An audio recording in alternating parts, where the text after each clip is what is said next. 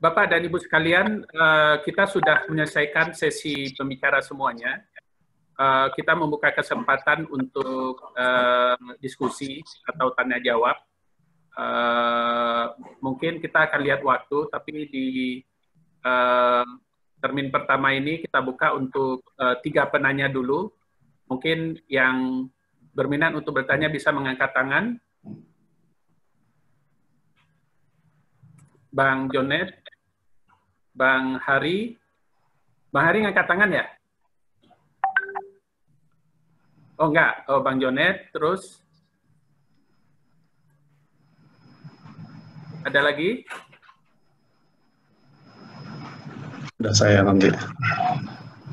Oh, Pak Syoto ya? Bu Asrina. Ada Bu Asrina, oke. Baik, untuk penanya pertama kami persilakan untuk Bang Jonet. Silakan Bang. Ditujukan ke siapa, kemudian pertanyaannya kalau bisa disampaikan dengan singkat dan padat. Terima kasih Bang Afdal. Pertama sekali perkenankanlah apresiasi saya kepada senior-senior saya di Kapija, yang mana pada hari ini bisa menjelaskan sedikit banyak terkait topik menghadapi tetap optimis di dalam menghadapi isu COVID-19. Tadi ada 2 hal yang menarik saya ingin menanyakan kepada Bang Ibe dan Mbak Wening. Ada beberapa negara yang memberikan contoh yang baik, di mana mereka bisa mengatasi COVID dengan baik dan bahkan tidak ada orang yang meninggal di sana, dan kebijakan pemerintahnya juga cukup bagus gitu ya. Tadi Bang Ibe dan Mbak Wening bercerita tentang negara Malaysia, Australia, dan juga mungkin ada Vietnam yang memang berhasil. Nah, menurut saya ini bertalian erat antara kebijakan dengan pendidikan karakter daripada masyarakat Indonesia. Nah, mungkin dalam konteks ini yang saya ingin tanyakan kepada Pak Ilham dan Mbak Wening, kira-kira tips yang bagaimana sih yang kira-kira Indonesia ini national karakternya bisa bisa dijadikan contoh. Kita bisa lihat Jepang tadi. Begitu bajunya Jepang itu sangat disiplin. Mereka nggak mempedulikan belajar matematika, belajar fisika, belajar kimia. Tapi yang didahulukan adalah kedisiplinannya ketimbang belajar seperti itu. Karena belajar matematika juga nanti di kuliah ataupun di kantor nggak dipakai juga. Saya kira gitu. Nah, saya ingin minta pendapat dari Bang Ibe dan juga Mbak Wening sebagai orang yang pernah berkeliling di berbagai macam negara, mungkin banyak pengalamannya terkait national character education atau pendidikan karakter. Itu pertanyaan pertama saya. Pertanyaan kedua adalah terkait dengan Bang Darul Siska dan Bang Yan Hiksas. Bang Darul Siska dan Bang Yan Hiksas ini banyak terkait dengan kebijakan-kebijakan investasi dan ekonomi dan juga terkait masalah tenaga kerja. Pertanyaan saya, tadi Bang Darul Siska mengatakan bahwa di pemerintahan ini sekarang banyak yang terjadi ego sektor dan kebijakan yang ambigu. Nah, pertanyaan saya, tipsnya bagaimana sih supaya mengurangi pemerintah ini tidak ke arah yang ego sektor dan kebijakan yang ambigu? Anda sebagai seorang legislator, sebagai seorang anggota DPR yang cukup baik, saya kira sudah banyak cukup berperan di sini. Nah, bagaimana kira-kira tipsnya untuk mengurangi yang hal-hal seperti ini? Kedua, kepada Bang Yan Hiksas, saya yakin dari kasus COVID ini nanti akan muncul resesi baru. Saya sih mudah-mudahan tidak berdoa ke arah sana, tapi nampaknya dari COVID ini walaupun kita tetap optimistik, itu tetap akan mengalami dampak berikutnya. Dan kalau kita tidak bisa mengatasi, maka resesi ekonomi akan terjadi di Indonesia. Nah, pertanyaan saya untuk Bang Hiksas ialah tip kebijakan ekonomi yang bagaimana yang bisa memberikan survive, terutama memberikan hak kepada orang-orang kecil. Karena kita bicara tentang COVID, kita bicara yang umum seperti social distance, pakai masker, tapi dampak dari itu semua kepada rakyat kecil yang banyak mengalami kesulitan, seperti apa tips-tipsnya? Saya kira cuman itu Bang Afdal pertanyaan saya. Terima kasih. Wabillahi taufik wal hidayah. Wassalamualaikum warahmatullahi wabarakatuh. Waalaikumsalam warahmatullahi wabarakatuh. Wah, pertanyaannya diborong nih sama Bang Jonet nih. Mungkin ada yang lain. Ya. Ya, tadi ada penanya kedua Pak Suyoto Rais. Silakan Pak Yusto, Pak Suyoto. Terima kasih Pak Moderator. Ada dua yang saya ingin tanyakan. Yang pertama, terima kasih atas undangan dan informasinya. Ada beberapa member IJBNet maupun pengurus yang ikut. Ada Pak Penasihat, terima kasih. Ada dua pertanyaan saya. Satu, tadi kalau nggak salah Pak Kaliges yang langsung bisa switch dari proyek base menjadi retail base, ya bisnis. Ini menarik buat saya. Cuma saya lagi bingung juga. Bisa kayak gini ini pasti punya sesuatu yang luar biasa.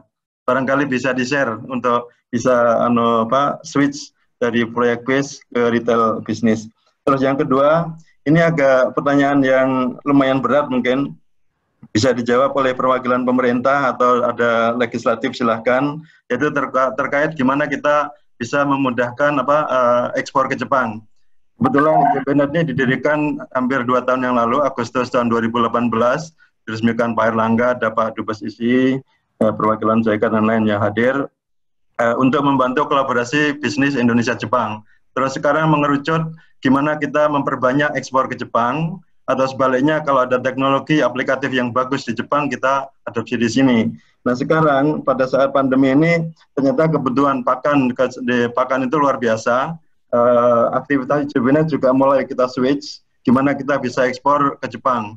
Termasuk sudah mulai bikin katalog-katalog baik produk-produk agro, produk-produk makanan, tapi sering terkendali oleh perizinan. Misalnya kalau kita harus mau ekspor sayur, termasuk cabai, termasuk singkong atau yang lain-lain, ada aturan tidak boleh pestisidanya di atas 0,01 ppm, dan itu nyaris tidak mungkin kalau tidak ditanam di hutan misalnya. Atau makanan cepat saji, ini kita udah dapat anggota yang bisa produksi bagus dan bisa ekspor ke Eropa dan lain-lain, tapi khusus ke Jepang ternyata tidak bisa karena ada daging dan lain-lain yang belum diizinkan. Nah ini baru bisa kita realisasi kalau ada kesepakatan kedua pemerintah. Dalam hal ini kalau ada yang bisa menjawab gimana kita bisa mempermudah perizinan-perizinan tersebut. Misalnya kita sudah tahun lalu sudah bisa membantu contohnya halal chicken ke Jepang, tapi masih terbatas pada produk olahan. Sementara whole chicken sendiri, ayam yang sudah itu masih dikuasai oleh Brasil, Australia, bahkan Vietnam, Cina. Kita belum bisa ke situ. Lagi-lagi kita sangat mengandalkan peran pemerintah untuk bernegosiasi di sini. Atau mungkin tadi pengalaman Bu Dubes bisa ditularkan juga gimana kita bernegosiasi level seperti itu. Terima kasih, mungkin agak panjang. Terima kasih. Terima kasih Pak Suyoto Rais. Penanya terakhir Bu Asrina ya. Silakan Bu.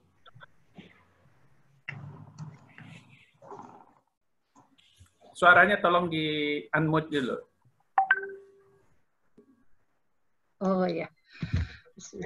Assalamualaikum warahmatullahi wabarakatuh. Waalaikumsalam. Perkenalkan saya Asrina dari Padang. Saya alumni tahun 2006. Saya kebetulan bergerak di pendidikan. Saya seorang guru, seorang dosen di UIN Imam Bonjol Padang. Ini mungkin pertanyaan saya tujukan buat semua, mungkin terutama senior Bang Darul, Bang Zen, dan juga mungkin Bang Ilham. Ini ada yang miris dalam dunia pendidikan terkait dengan sekarang kan harus belajar dari rumah. Dan mirisnya untuk kita yang di daerah, banyak daerah itu tidak ada sinyal internet sebenarnya. Meskipun ada provider yang menawarkan pendidikan gratis, tetapi itu tidak bisa dijangkau oleh mahasiswa, terutama saya yang saya alami mahasiswa, karena beberapa daerah di Sumatera Barat itu jaringan internet tidak ada. Kasihan sekali mahasiswa, dia harus sampai 2 jam berjalan untuk bisa mendapatkan sinyal internet untuk bisa kuliah daring, misalnya, karena kuliah tetap wajib jalan. Atau bisanya hanya di kantor wali nagari, dia harus standby di sana. Kadang-kadang juga banyak kendala yang seperti itu. Saya berharap begini, mungkin untuk senior-senior yang punya andil dalam pengambil kebijakan, bagaimana membuat sistem pendidikan ini yang manusiawi lah, yang bijak, karena di daerah-daerah banyak mereka mahasiswa-mahasiswa kita itu yang secara ekonomi sangat memprihatinkan, dan mereka untuk bertahan di Kota Padang tidak bisa karena tidak ada biaya hidup, terpaksa pulang, di kampung tidak ada sinyal, makanya sampai ada yang 2 jam, ada yang naik bukit, ada yang naik pohon, bisa dapat sinyal untuk bisa belajar. Sementara mereka punya keinginan, punya semangat untuk belajar. Jadi mungkin ini bagaimana solusi ini. Kemudian juga ada sekolah-sekolah yang juga membebankan tugas siswa itu luar biasa banyak dari pagi sampai malam. Anak tidak berhenti-berhentinya harus mengerjakan tugas-tugas sekolah, sehingga anak itu kayak budak aja saya lihat di rumah gitu. Dan ini saya kira ada sistem yang harus kita perbaiki. Bagaimana menjadikan ketika anak ini di rumah, bagaimana walaupun dia belajar, memang orang tuanya yang menghandle dia yang lebih banyak. Saya setuju tadi kayak karakter yang dibina itu seperti sekolah-sekolah di Jepang gitu, bukan hanya semata-mata otaknya yang diperas gitu, tetapi juga bagaimana orang tuanya bisa membimbing karakternya, sementara dari pagi sampai malam dia sibuk dengan tugas-tugas sekolah yang bejibun. Mungkin ini untuk kakak-kakak senior, abang-abang senior yang punya andil pengambilan kebijakan dan juga punya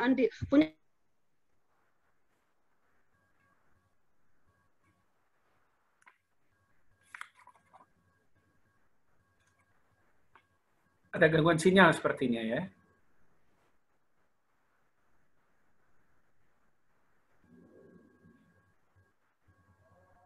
Lanjut aja sama yang jawab pertanyaan biar nanti bisa balik lagi. Oke. Kalau gitu kita masuk aja ke penanya pertama tadi yang menanyakan ke Bang Ilham Bintang dan Ibu Wening mengenai titik berat dari pertanyaan Bang Jonet ini mengenai bagaimana building national karakter, kombinasi dengan pengalaman Bang Ilham Bintang dengan Bu Dubes yang sudah malah melintang di mancanegara. Silakan Bang Ibe dan Bu Wening. Mungkin Bang Ibe dulu ya. Silakan Bang Ibe. Unmute dulu, Pak.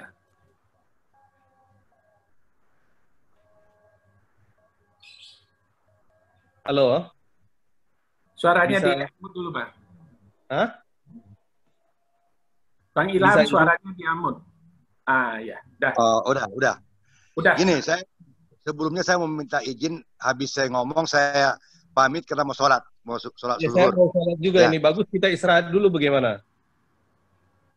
Enggak, biar awal waktu. Yang kebagian awal waktu saya lah. Iya, saya mau pengen awal waktu juga ini. Makanya bagus istirahat kita 15 menit apa. Oh gitu. Gimana Bang Haka? Siap.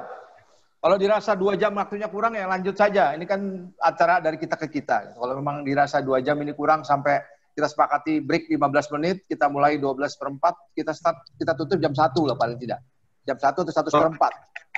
Waktu sudah di-set ulang. Rekan-rekan waktu sudah di-set ulang jadi 12:45. Oh, 12:45 ya. Ya, jadi lebih rileks lah. Oke. Baik, kita di-set sampai besok pagi bisa juga. Cuma Langsung aja. Ya, Pak. Langsung, Oke, saya mau izin dulu ya. Ya, gini, Pak Jonet gini, dan teman-teman yang lain. Saya kira tidak ada satupun negara atau kepala negara yang siap menghadapi COVID ini. Semua kelabakan, tetapi kita bisa menemukan memang orang yang teruji kepemimpinannya gitu. Bahwa dia terkejut, kemudian kepemimpinan itu yang muncul untuk mengatasi persoalan. Kita ambil contoh misalnya salah satu yang saya sebut Jacinda. Jacinda itu Perdana Menteri New Zealand. Itu dia punya pengalaman waktu di Christchurch itu ada penembakan, kan dia juga tampil di depan publik untuk meyakinkan publik bahwa ini tidak akan terjadi lagi, terutama terhadap umat Muslim gitu. Dan dia juga kemudian dengan mudah meyakinkan parlemennya gitu, ya, bahwa dia menggelontorkan uang banyak sekali. Itu kalau nggak salah yang nganggur aja Bang Hari di sana, Bung Afdal, dapat per minggu 500 New Zealand dollar gitu, kira-kira 5 juta lah. Nah, dan dia persiapan itu bantuan kepada perusahaan-perusahaan bisa membuktikan bahwa dia mengalami kerugian 30%, itu dibantu 6 bulan modalnya. Dan kemudian tidak boleh ada PHK. Tidak boleh ada PHK dan kemudian itu dibayarkan. Nah, problem sama di Indonesia ini, pemerintah kita mutar-mutar, begitu banyak waktu dia pakai, dia gunakan berdiskusi dan sebagainya untuk sampai kepada suatu hal yang sebenarnya sama dengan lockdown juga, itu PSBB. Cuma istilahnya beda. Selain istilahnya beda, juga konsekuensi yang harus dipikul pemerintah pusat. Padahal sebenarnya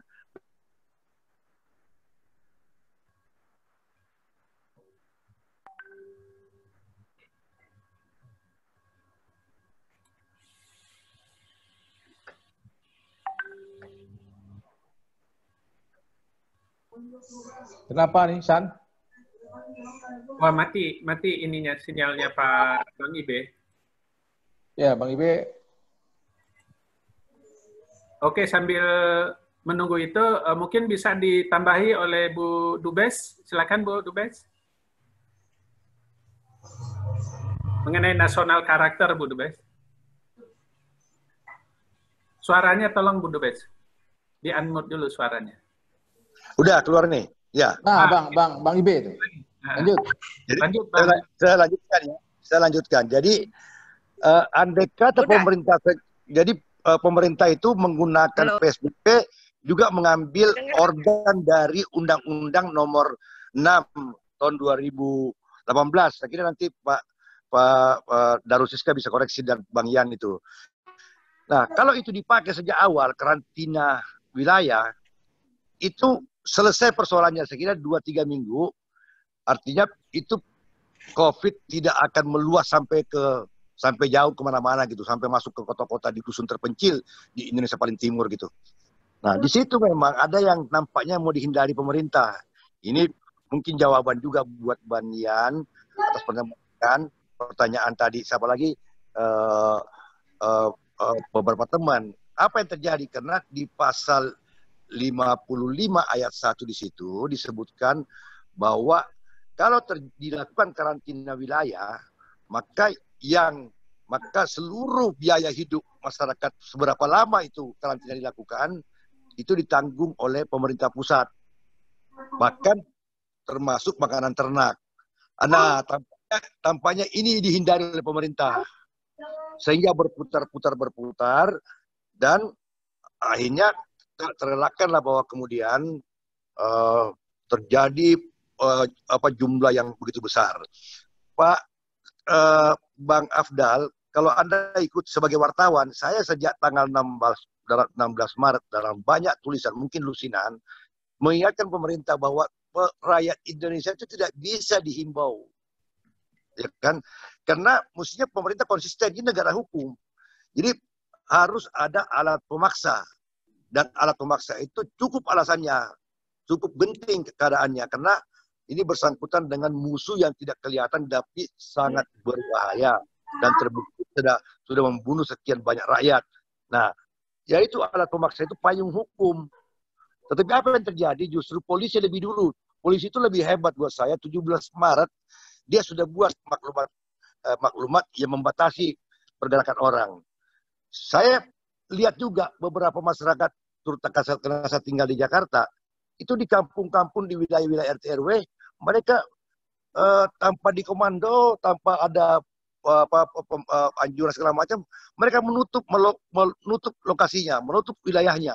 Mereka bikin sendiri lockdown, sesuatu yang tidak dilakukan oleh pemerintah gitu. Kenapa? Saya menulisnya mungkin agak keras bahwa mereka ini nampaknya lebih tahu konstitusi dibandingkan pemerintah pusat. Kenapa? Karena konstitusi kita mengatakan bahwa tidak ada hal yang tertinggi melebihi perlindungan jiwa rakyat itu. Bahkan kemudian saya dapatkan lagi informasi dalam hukum internasional, Mahfud sendiri yang memperkenalkan itu, Mahfud MD, bahwa keselamatan jiwa rakyat posisinya di atas konstitusi. Jadi konstitusi kita itu di atasnya lagi itu. Nah, itu yang dihindari dan terjadilah kemudian kesimpang siuran. Anda bayangin, begitu gagapnya pemerintah kita sampai hal teknis. Orang lagi ribut masker, dia dia sampaikan, dia umumkan bahwa tidak usah pakai masker. Yang pakai masker itu orang sakit. Orang yang tidak sakit nggak usah pakai masker. Tetapi karakteristik dari COVID ini adalah siapa yang ketahuan sakit, siapa yang enggak, kan nggak ada yang tahu. Makanya muncul lagi istilah orang tak tanpa gejala. Nah, jadi tapi kita ini sudah lewat. Kita nggak usah sesali ke pemerintah kita juga. Yang bagus sekarang ini bahwa tadi Bang Jen ngomong bahwa kita menangkap aja apa hikmah dari kesulitan yang kita hadapi ini. Kesulitan yang muncul double cover lah. Jadi bukan double cover, double akses pertama dari penyakitnya sendiri, akses kedua kesimpang siuran pemerintah. Nah, sekarang kita ternyata bisa belajar. Masih beruntung kita dibandingkan waktu pandemi flu Spanyol 100 tahun lalu. Itu tidak ada ilmu, tidak ada orang mati aja. Sekarang kita paling tidak secara mendasar elemen menghindari kerumunan, tinggal di rumah, lalu kemudian pakai masker, dan tambah lagi karena ini bulan puasa, kegiatan sebulan penuh itu kita bisa pakai khataman Al-Quran bagi orang yang beragama Islam. Jadi ini hikmahnya. Saya kira tidak banyak sekarang, saya kira tidak banyak di zaman dulu sebelum COVID ini, imam di negeri ini. Sekarang sebuah rumah tangga punya imam. Minimal imam masjid, imam sholat tarawih. Saya kira tidak banyak orang yang misalnya di zaman sebelum COVID ini yang bisa khatam 2-3 kali. Barulah pada momentum ini. Jadi ada hikmahnya. Dan memang pada saat seperti ini, dalam kesulitan seperti ini, kita lebih baik mendekat kepada Tuhan. Kalau bicara ekonomi, nggak usah khawatirlah prediksi Menteri Keuangan. Tuhan kita lebih kaya. Tuhan kita lebih kaya, lebih paham membolak-balikan keadaan. Itu saya kira, Bang. Oke. Bang Afdal. Bang Ibe. Sudah menjawab. Jawaban menyeluruhnya. Selanjutnya, Bu. Ada yang...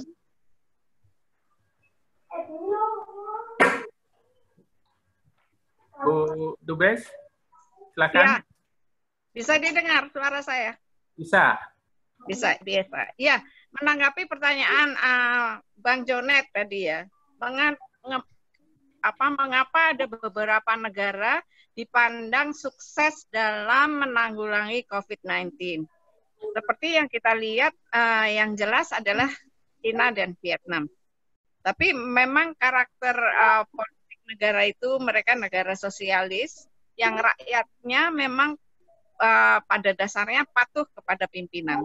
Jadi memang dari awal rakyatnya memang dididik dari awal sebagai negara sosialis, itu tingkat kepatuhannya tinggi kepada pimpinan, dan memang di sini juga kita lihat pemimpinnya secara tegas menetapkan aturan-aturan yang jelas terhadap penanggulangan COVID. Sementara kita memang juga negara-negara lain, nggak ada negara yang dibilang siap dalam menangani pandemi COVID ini, termasuk Amerika Serikat juga kedodoran. Nah, kita memang agak terlambat karena kita baru mengumumkan bahwa awal Maret ya, pasien pertama dan kedua. Kita nggak pernah tahu dengan penduduk 200.068 itu apakah benar penyakit itu baru ketahuan ketika awal Maret. Namun demikian memang karakter bangsa kita itu agak susah. Agak susah karena karakter kita boleh dikatakan banyak individualistik. Jadi begitu wabah ini menjangkit, ada beberapa orang yang memanfaatkan kesempatan dengan menimbun masker misalkan, atau menimbun PAD, pelindung diri, alat pelindung diri. Jadi seperti itu. Makanya saya ingin menanggapi Bang Jonet. Saya melihat pendidikan karakter saat ini merupakan pendidikan yang perlu mendapat perhatian dengan seksama. Kita kalau lihat ya, selain kita kita lihat juga beberapa masyarakat bohong ketika ditanya traveling kemana, mereka bilang nggak traveling kemana-mana, padahal baru balik dari Malaysia, baru balik dari Singapura, baru balik dari negara-negara yang memang terkena COVID. Hal-hal seperti itu rupanya kita harus meretrieve kembali apa yang salah dengan bangsa ini, apa yang salah dengan karakter building kita. Kita lihat belakang ini misalnya aksi anak-anak SMA yang merayakan kelulusannya dengan mencoret-coret seragam sekolahnya dengan gambar-gambar yang nggak pantas. Kemudian aksi-aksi bullying di anak-anak event SD, SLTP. Atau bahkan terjadinya peristiwa pembagian dos sembako yang isinya bukan semestinya. Seperti itu. Jadi kiranya kita saat ini adalah saat yang tepat kita meretrieve kembali sebagai orang tua, kita punya anak-anak, apa yang salah dengan anak-anak kita, dan mungkin ini adalah waktunya kita kembali ke rumah, kita perhatikan generasi muda kita, kenapa kok bangsa Indonesia itu cenderung lebih individualistis, lebih tidak memahami keragaman, lebih mementingkan diri sendiri. Jadi dimulai dari nukleus terkecil seperti keluarga untuk lebih mendidik anak-anak putra-putrinya akan ketertiban, akan kedisiplinan, akan kebersihan, empati kepada orang lain. Kemudian juga sebagai orang tua kita harus bisa menjadi role model bagi anak-anaknya. Karena anak-anak itu melihat siapa sebagai role model. Yang terdekat dan sehari-hari terlihat adalah orang tuanya. Karena saya pikir waktunya adalah tepat sekarang untuk menanamkan pendidikan karakter dan nation building sebagai orang Indonesia. Karena kita memang tidak bisa menggantungkan sepenuhnya kebijakan pemerintah. Kebijakan pemerintah sudah ditentukan, tetapi kalau tingkat kebandelan kita, tingkat tingkat masyarakat kita yang tidak menurut, jadi agak susah. Saya kebetulan tinggal di daerah red zone. Tangerang Selatan itu ditentukan sebagai red zone. Kemudian karena saya tinggal di kompleks Kementerian Luar Negeri, kita sendiri secara mandiri kita membenahi lingkungan kompleks kita, menutup lingkungan kompleks kita, dan menjaga satu sama lain antara warga agar kita bisa menjaga COVID-19 itu nggak merambah ke kompleks kita. Jadi sebenarnya anjuran-anjuran pemerintah sudah ada. Saya benar sekali Bang Ilham bilang bahwa ketegasan itu yang kita mungkin kurang ya. Jadi memang kita negara hukum, semuanya harus tegas sesuai hukum. Tapi himbauan-himbauan itu memang tidak manjur, ternyata tidak manjur. Dan kita lihat bahwa banyak orang dilarang mudik, mereka masuk kontainer rela berdesak-desakan asalkan bisa mudik. Yang seperti itu mungkin saya yang bisa menambahkan. Terima kasih. Terima kasih Bu Dubes mengenai penambahan tentang bagaimana membangun nasional karakter ini dan hubungannya dengan situasi wabah ini. Orang tua punya kesempatan yang cukup banyak untuk mendidik anaknya, untuk memberikan pendidikan karakter. Kemudian masalah perbandingan dengan di luar negeri yang dicontohkan sepertinya di Vietnam yang dibandingkan dengan Indonesia, ya setiap negara mempunyai kelebihan dan kekurangannya. Dengan sistem demokrasi atau sistem sosialis yang ada, punya juga kelebihan bagaimana pemerintahnya mempunyai kontrol yang kuat terhadap masyarakat dan membungkam suara. Kemudian bagaimana seperti di negara demokrasi yang memberikan kebebasan untuk berpendapat dan bersuara, ditambah lagi dengan kedisiplinan oleh masyarakatnya dalam mematuhi himbauan dan anjuran dari pemerintahnya. Mungkin pertanyaan selanjutnya mungkin bisa digabung aja yang dijawab oleh Bang Darul Siska. Tadi tipsnya untuk mengurangi ego sektoral dan ambigu tersebut. Kemudian dari Pak Suyoto Rais, Ketua IJBNet juga nitip pesan untuk bagaimana barangkali di dalam perjalanan sebagai anggota DPR itu bagaimana dengan upaya untuk meningkatkan dan mempermudah ekspor ke Jepang, mungkin ada masukan di sana. Kemudian dari alumni Kapija yang ada di Padang mengenai kebijakan pemerintah dengan situasi COVID ini diharuskan untuk belajar dari rumah. Kebetulan Ibu Asrina ini adalah pendidik, dosen di YIN Imam Bonjol. Beliau miris melihat bahwa tidak semua daerah itu terjangkau dengan internet, sehingga tidak sedikit mahasiswanya mengalami kesulitan. Nah, itu beberapa pertanyaan yang ada dari 3 penanya yang mungkin bisa sekalian aja diinikan oleh Bang Darul biar tuntas. Jawabannya mungkin bisa singkat dan padat. Silakan Bang Darul. Ya, terima kasih. Saya coba jawab dulu, bukan berarti lebih pintar daripada Mas Junet, tapi barangkali pandangan saya tentang bagaimana mengurangi atau menghilangkan ego sektoralnya kementerian-kementerian dan penyelenggara negara kita.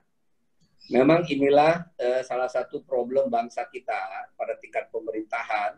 Dari kita hampir 70 tahun merdeka, tapi hari ini ego sektoralnya masih kuat. Berpikirnya masih departemental. Berpikirnya masih kepentingan bidang yang dia tangani. Nah, saya melihat begini. Birokrasi kita selama ini itu tumbuh karena masa. Artinya seseorang jadi kepala bagian karena sudah sekian lama jadi kepala subbagian. Seseorang jadi kepala biro karena sudah sekian lama dia menjadi kepala bagian. Jadi ke depan mungkin bisa menjadi perhatian kita, seseorang itu mendapatkan posisi itu karena prestasi.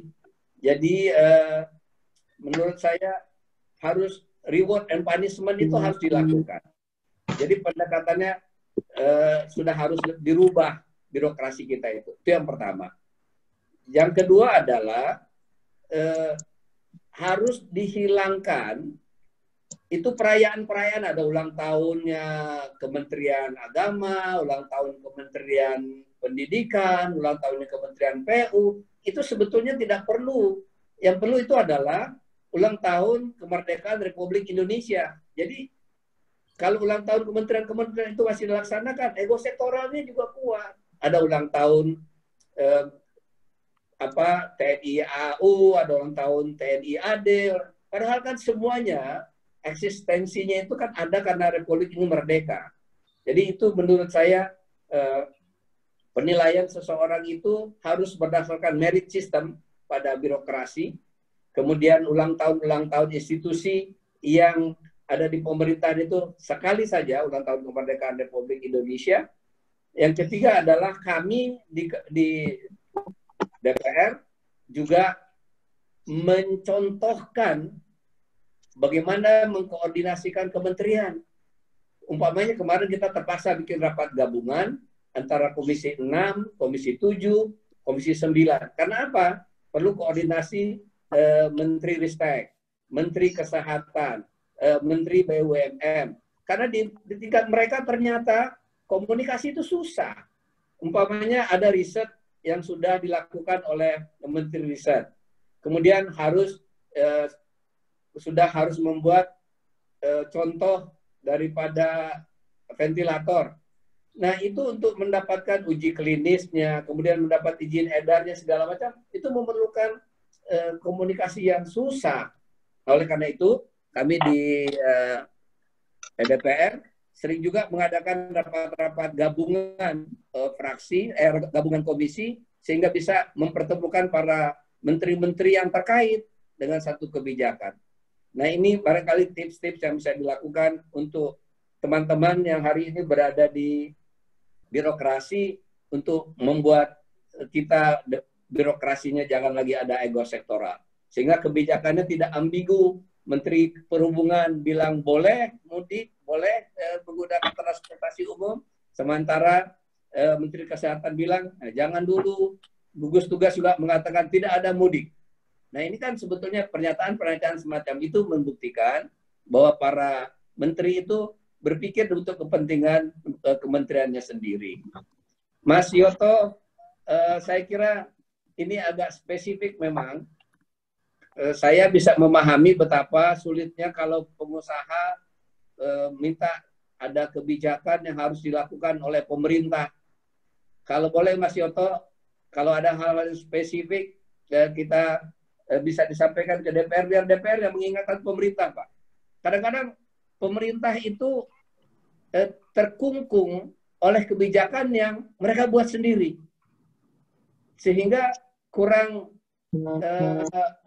kurang ada kurang fleksibel lah di dalam menerapkan aturan-aturan yang menguntungkan bagi anak-anak bangsa. Kaku aja. Pokoknya urusannya dengan birokrasi yang pertama duluan nggak bisa. Nah, ini kan sudah menjadi karakter birokrasi kita. Apa yang diajukan ke birokrasi yang pertama dibilang nggak bisa. Beda dengan kalau kita bicara dengan swasta, bisa dulu, tetapi persyaratannya harus dipenuhi. Ini perbedaan karakternya harus ada penyesuaian antara pengusaha dengan birokrasi. Ibu Asrina, saya ikut prihatin teman-teman mahasiswa di Sumbar susah sekali mau melakukan belajar dari rumah karena internetnya susah. Nanti saya coba komunikasi dengan teman-teman di Telkom di Sumbar, barangkali bisa segera memasang jaringan agar internetnya lebih aktif. Dan tentu mestinya laporan semacam ini diteruskan juga kepada Pak Gubernur. Biar Pak Gubernur menegur Telkom di Sumbar itu lebih memperkuat jaringan bagi teman-teman mahasiswa yang sedang belajar dari rumah. Saya kira yang terkait pendidikan, nah ini mudah-mudahan Menteri Pendidikan kita yang baru punya kemampuan untuk merubah orientasi pendidikan kita, tidak semata-mata kepada otak, tetapi kepada karakter. Inilah yang barangkali kita kurang. Di berbagai lomba-lomba fisika internasional, kita tuh menang, juara dunia. Tetapi kemudian kalau dari segi karakter kita termasuk yang lemah dibandingkan bangsa-bangsa yang lain. Kita tidak disiplin, tidak taat hukum, kemudian suka melanggar aturan-aturan yang tidak tertulis, tapi menjadi norma umum dalam kehidupan bermasyarakat. Saya kira itu beberapa komentar saya, khusus Mas Yoto, perlu nanti informasi lebih lanjut Pak, saya bisa sambungkan Bapak dengan teman-teman di komisi terkait, agar komisinya mengingatkan pemerintah untuk lebih fleksibel dalam menerapkan aturan-aturan yang menguntungkan bagi kepentingan usaha dalam negeri dalam melakukan ekspor ke negara-negara tetangga kita. Terima kasih. Terima kasih, Bang Darul. Kemudian pertanyaan Pak Syoto yang untuk Bang Hari Kalikis dan juga Ketua Umum Kapija akan dijawab nanti di akhir, sekalian closing acara kita ini. Kita masuk pertanyaan terakhir. Pertanyaan Bu Asrina sudah dijawab, tinggal pertanyaan Bang Jonet untuk Bang Yan Ikhlas mengenai tipsnya untuk bagaimana meningkatkan kebijakan ekonomi untuk rakyat kecil bisa survive dalam menghadapi wabah ini. Bang Yan mungkin bisa dibantu?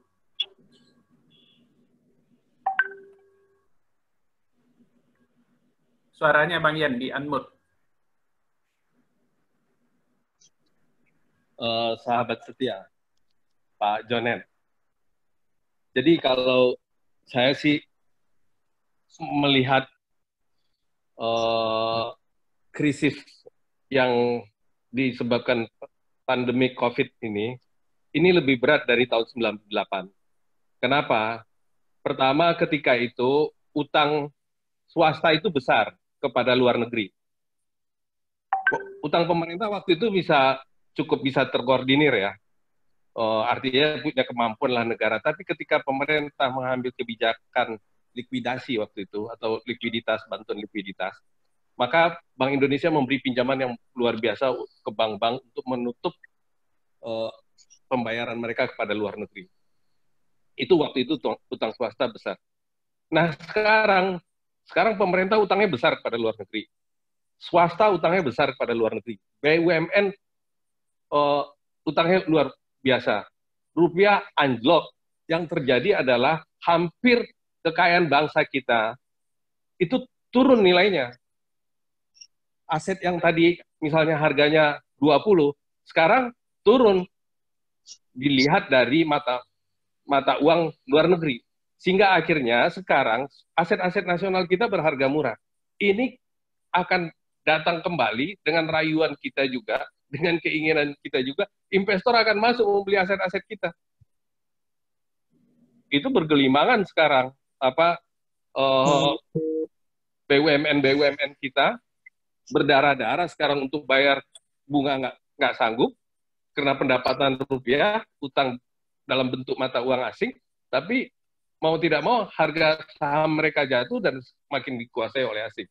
Jadi musibah, makanya saya katakan bahwa ini ambiar, ini hancur, ini fragile, ini retak, ini rusaknya rusak dalam gitu loh. Itu yang corporate besar, itu yang BUMN besar. Nah, yang UKM ini juga begitu.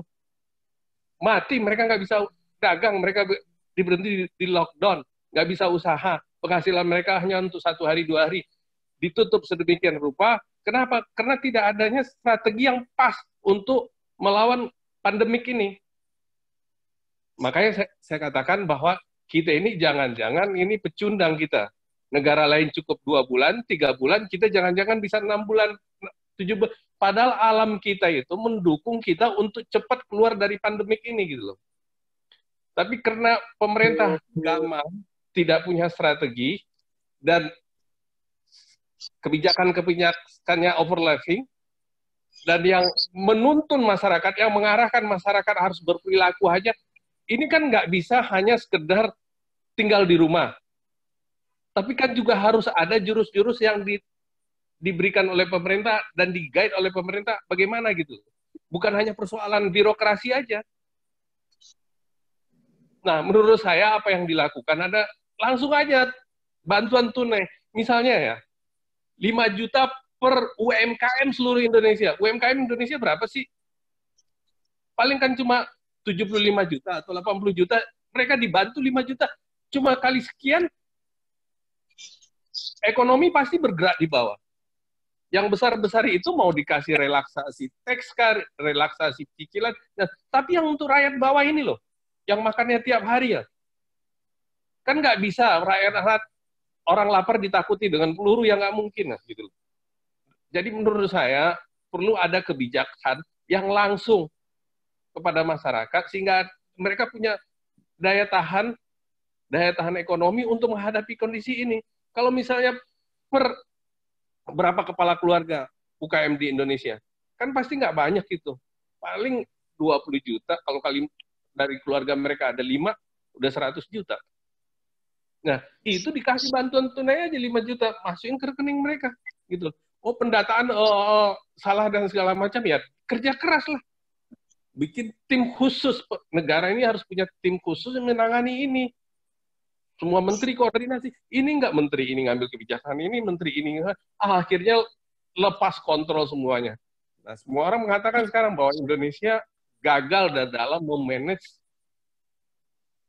memanage COVID ini, dan ini akan panjang waktunya dan korban makin banyak.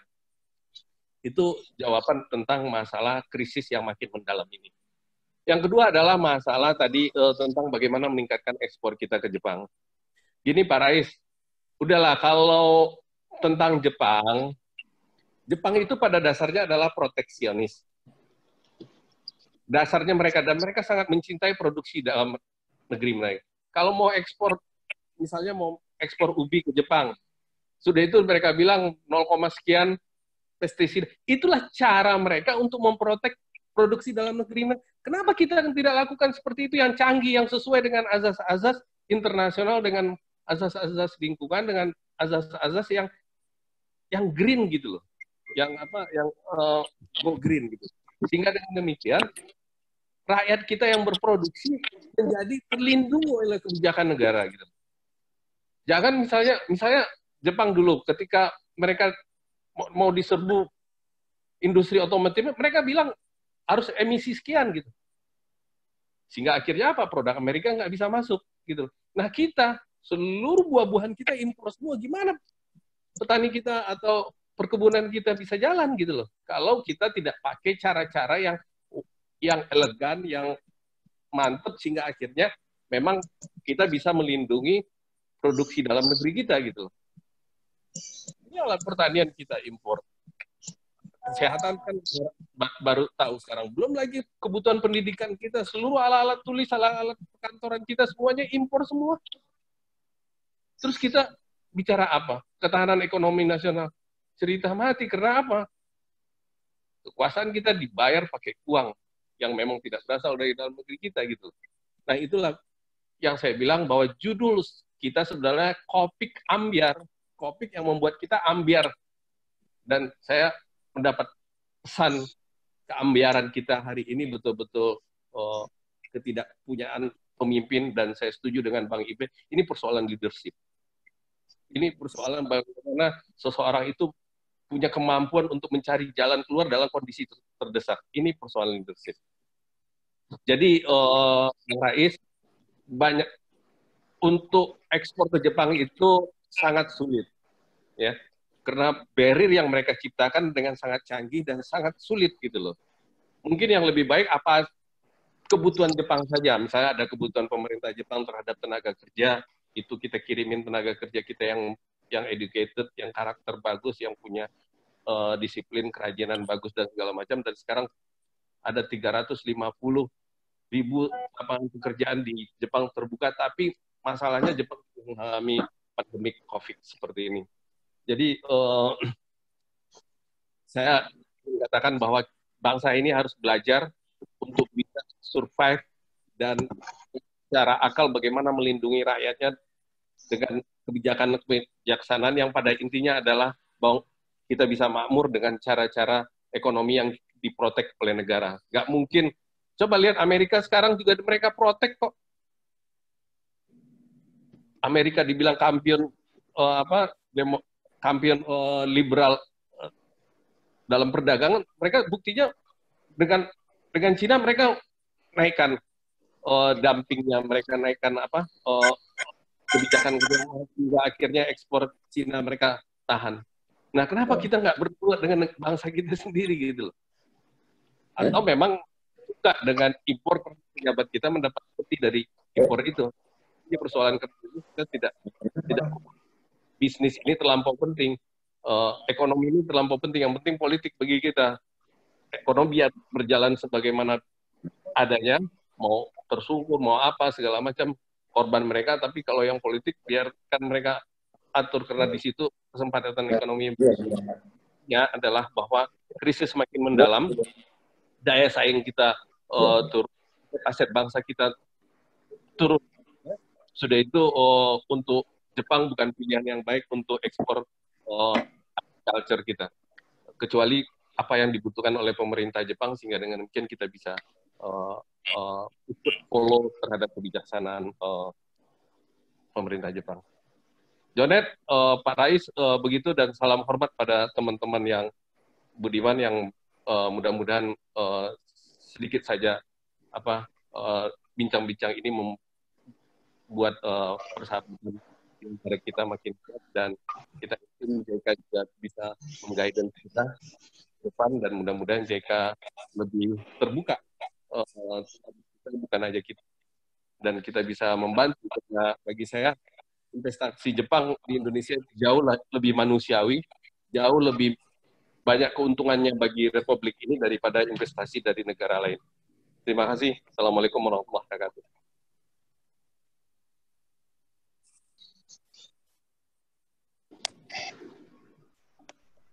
Moderator boleh nambah sedikit?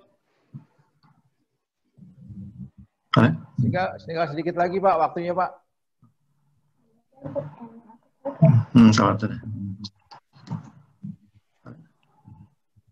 Bang Al. Bang Afdal. Suara Bang Al kayaknya nggak kedengeran tuh, Pak. Bang Afdal. Sorry, saya mau tadi. Nah, Pak Syoto ada yang mau disampaikan mungkin singkat sekali ya. Siap. Ya, terima kasih pencerahannya Pak Darul, Pak Ian. Ada sedikit yang mungkin perlu diklarifikasi. Jepang itu impor makanan dan minuman lebih dari 60% dan itu cenderung naik dibanding tahun-tahun sebelumnya. Potensi itu yang sebenarnya kita bicarakan. Satu. Terus yang kedua, jadi sekarang IJBNet-nya mengerucut untuk gimana kita memperbanyak ekspor untuk makanan, minuman, dan tenaga energi terbarukan. Nah, sayangnya kita kalah gesit dengan negara-negara tetangga, mereka bisa ekspor kerjasama karena kuota yang dilonggarkan, tapi kita masih kembang kepis. Padahal kita tahu pasarnya ada di sana. Terima kasih, itu aja. Oke, terima kasih Pak Syoto. Bang Hari. Siap. Ini ada Pak Mas Syarif yang di Philadelphia mau menyampaikan satu dengan singkat pertanyaannya. Kita kasih dulu sebelum Bang Hari tutup ya, sama menjawab. Sekalian saya menanggapi pertanyaan Pak Rais tadi ya. Ya. Oke, Mas Syarif silakan singkat dan padat aja ya. Ini kebetulan kita yang ada di Philadelphia, USA ya. Silakan Mas Syarif. Ya, terima kasih banyak Pak. Saya pada senior nih benar-benar saya berharga sekali. Saya dari tadi mendengarkan dan saya sangat prihatin sekali dengan kondisi di Indonesia ya Pak. Yang saya pertanyakan Pak ya, masalah pembagian sembako Pak ya. Selama ini saya mendengarkan ada 3 sub, pusat, daerah, dan Pemda ya. Dan pada kenyataannya di tingkat bawah itu Pak, yang baru turun itu hanya baru tingkat dari Pemda ya Pak. Dan saat ini kebetulan saya kan banyak dengar informasi dari teman-teman saya ya.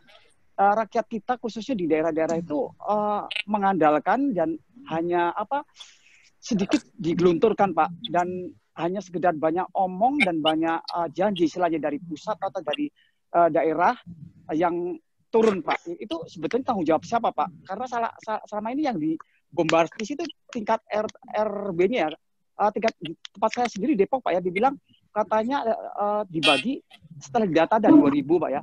Tapi kenyataannya baru sekitar 90 orang baru kebagian. Dan sampai saat ini belum ada yang turun dari pusat sampai provinsi Pak. Hanya sekedar dari Pemda doang. Itu sebenarnya tanggung jawab siapa Pak itu Pak? Mohon maaf. Oke Mas Syarif.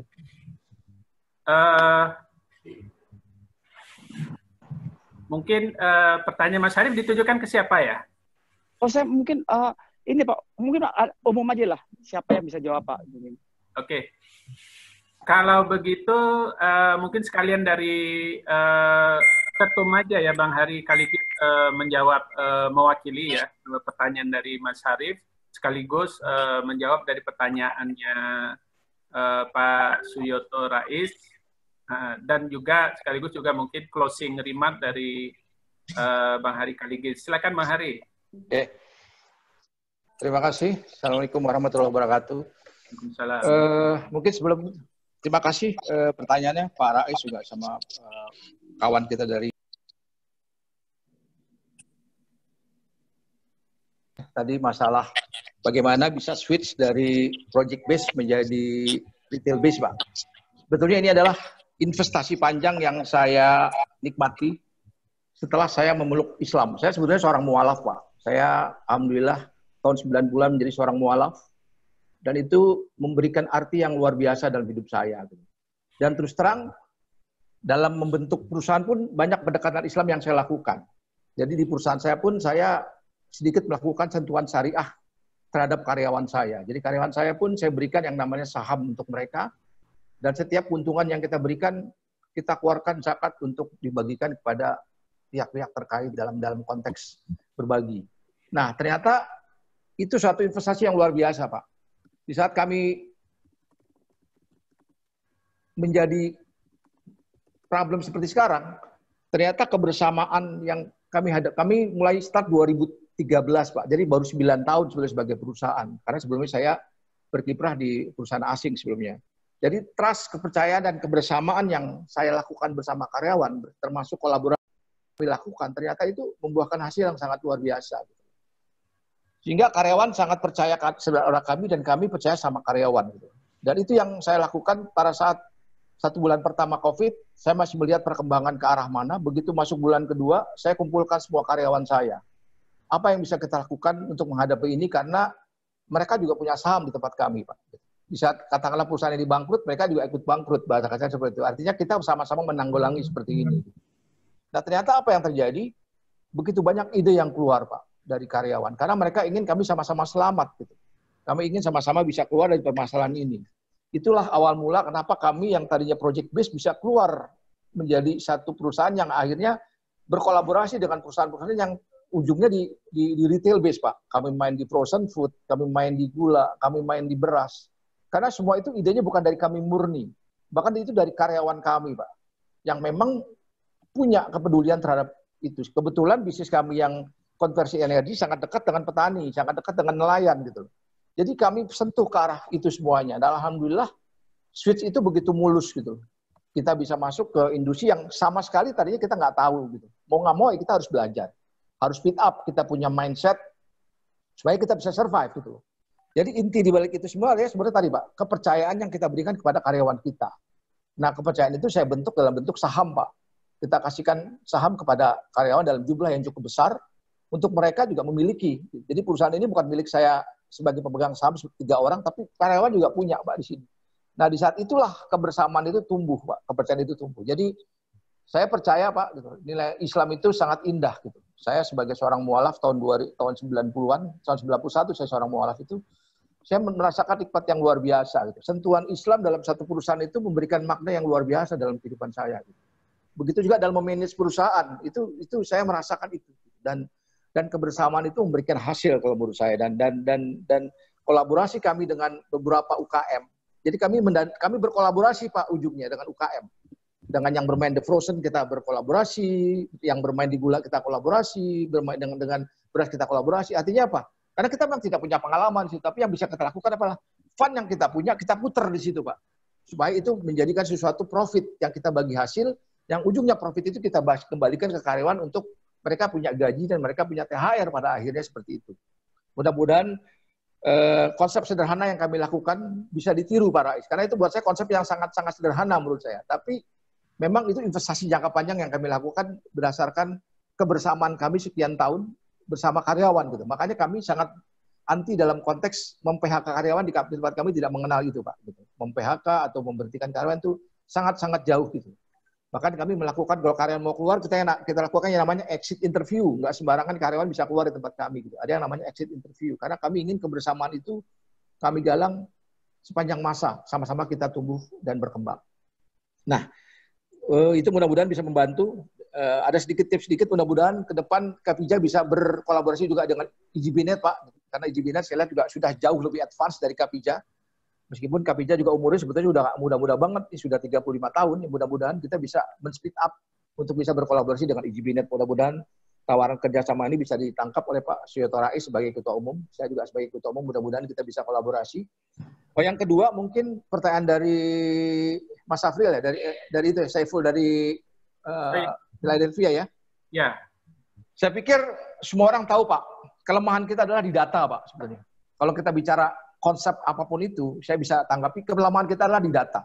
Ya kebetulan Menteri Sosialnya adik kelas saya di SMA gitu kan. Saya juga sempat tektok dengan beliau, kelemahan kita adalah di data, Pak. Apapun itu sebetulnya, problematika yang kita miliki adalah data kita amat sangat lemah. Integrasi data dari daerah, pusat maupun level yang paling bawah sampai level atas itu sangat-sangat lemah. Ini yang menjadi PR sebetulnya dari saya orang IT, Pak. Jadi dari 20 tahun lalu kita sudah teriak-teriak gitu, bagaimana membenahi data ini benar-benar menjadi satu kekuatan nasional kita. Ternyata nggak mudah, Pak. Sampai 20 tahun, sampai era presiden berganti, data ini masih menjadi problem utama. Makanya banyak data duplikasi, banyak data yang fake. Itu ya karena data kita tidak pernah tervalidasi dengan baik. Jadi sebetulnya masalah utamanya di data, Pak, bukan masalah distribusi itu tidak merata. Karena memang datanya memang tidak benar. Jadi menurut saya PR-nya juga semakin terlihat. Begitu kita mengalami masalah seperti sekarang semakin terlihat gitu. Ternyata memang bangsa ini juga hal yang paling basic prinsipil di data itu tidak sangat diopeni dengan baik, Pak. Jadi saya tidak bisa menyalahkan presiden yang sekarang. Dari presiden yang sebelumnya pun tidak pernah menyentuh yang namanya data itu. Saya nggak ngerti motifnya apa, mungkin nanti Bang Darul bisa nambahin, nggak ngerti kenapa data itu tidak pernah dibenahi dengan baik. Yang jelas data itu amat sangat luar biasa buruk di kita. Dan itu harus dibenahin. Karena apapun itu, begitu data itu baik, apapun bisa dilakukan dengan maksimal. Saya rasa itu saya menjawab 2 pertanyaan. Sekaligus saya mungkin ingin menutup ya, Bang Al ya. Ya, silakan Bang. On behalf of Kapija, ya, saya mau mengucapkan terima kasih atas partisipasi teman-teman semua, baik yang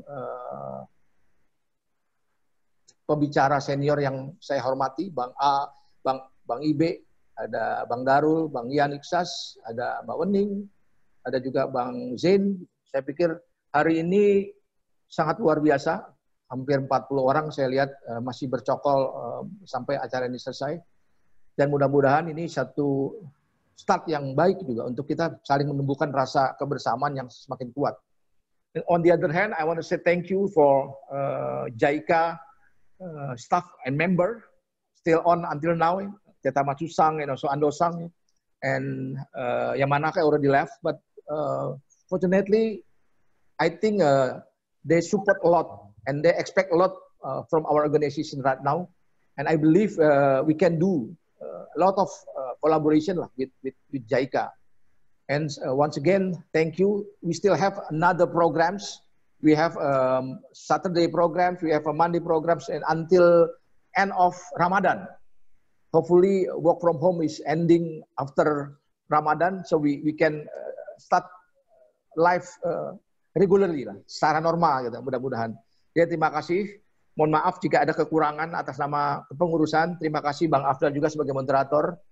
Silahkan nanti mungkin recordingnya bisa di-share supaya teman-teman yang nggak bisa hadir bisa ikut menikmati apa yang kita bicarakan hari ini. Lebih kurangnya saya mohon maaf. Wassalamualaikum warahmatullahi wabarakatuh. Waalaikumsalam warahmatullahi wabarakatuh. Waalaikumsalam warahmatullahi wabarakatuh. Terima kasih untuk Bapak dan Ibu semua untuk waktu dan kesempatannya untuk join di acara kita pada siang hari ini. Acaranya alhamdulillah saking menariknya kita sampai memperpanjang menjadi 12.45. Last but not least, I would like to thanks to Tate Matsusang, Andosang, and for your information,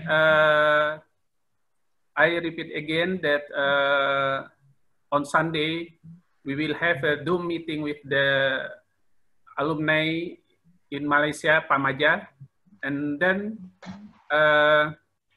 we have an idea to have such kind of discussion in the Ajava Association. So maybe after this session, we will inform you later the result of the discussion with the Pamaja. Okay, thank you Andosang, Tate Matsusang. Terima kasih untuk para pembicara, Bang Darul, Bang Ibe, Bu Wening, Bang Hari, Bang Zain, dan Abang dan Kakak semua. Semoga sehat selalu. Mohon maaf atas kekurangan dan kekhilafan. Semoga kita tetap menjaga jarak, tetap di rumah, dan tetap sehat selalu. Akhir kata saya ucapkan terima kasih. Foto dulu dong. Warahmatullah. Foto dulu bareng-bareng. Oh iya, kita foto dulu ya, buka videonya ya. Iya. Tate Matsusang, Andosang, we will sashin together. Sure. Smile, smile, smile. Smile, semua smile. 1, 2, 3. Next ya, another page. We have the 2 page. Okay. 1, 2. Silakan yang belum buka, saya kasih kesempatan untuk buka. 1. Selamat maghrib. Videonya maksudnya. 1, 2, 3. Terima kasih semuanya. Terima kasih. Assalamualaikum. Waalaikumsalam. Assalamualaikum. Terima kasih Bang Adal. Terima kasih semuanya. Mas Arif, terima kasih.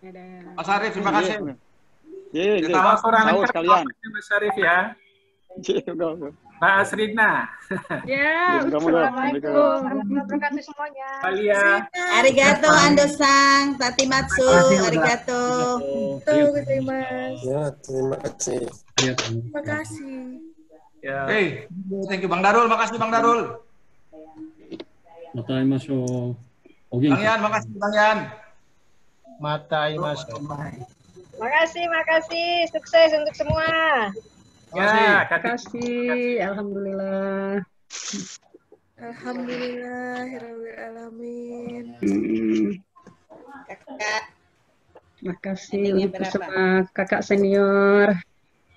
Ngurus. Good job. Mantap Kesi mana? Semoga Allah memberkahi semuanya. Amin. Semoga semuanya selalu sehat. Amin. Mbak Betty. Ya. Mana tadi Bang Takeshi itu? Iya, Mbak Takeshi belum sempat itu tuh ya. Masih ada kah di sini? Udah live. Udah live kayaknya. Semoga ini noktah-noktah yang kita kumpulkan untuk kemajuan bangsa kita. Amin. Mbak Takeshi, Khadijah atau bukan ya? Oke, terima kasih semuanya. Assalamualaikum. Terima kasih, Ye. Waalaikumsalam. Salam. Saya warahmatullahi izin mau wabarakatuh. masak dulu. Sehat semuanya. Terima kasih. Jamata, Aimasyu. Bandung, Li. Bye-bye. Bye. Thank you. Bye. Nah, See you. yuk.